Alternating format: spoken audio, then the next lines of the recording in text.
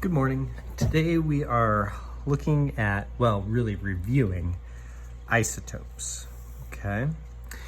Isotopes are when you have either gained or lost neutrons. So look at these three. These are all carbon atoms. The reason that I know that they're carbon atoms is each one of the three has 6 protons. If it didn't have 6 protons, it would be something else other than carbon. So all of these isotopes of carbon have 6 protons. Now, the only thing that's changing is the number of neutrons. 6 neutrons in the first, 7 neutrons in the second, 8 neutrons in the third. And you can see that the protons and neutrons are all in the nucleus, okay? The isotopes, we refer to them by a number that is really just adding up the protons and neutrons.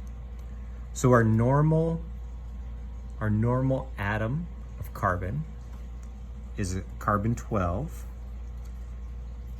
and we've added up 6 protons and 6 neutrons to get that number 12, okay?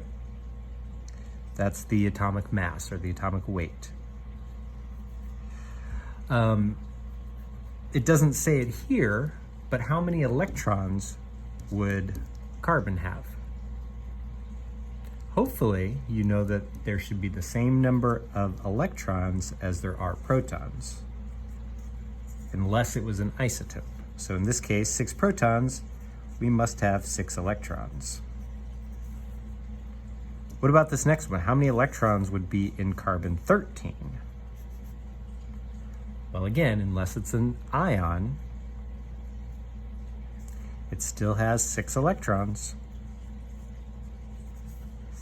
And what about carbon 14? 6 electrons. They match.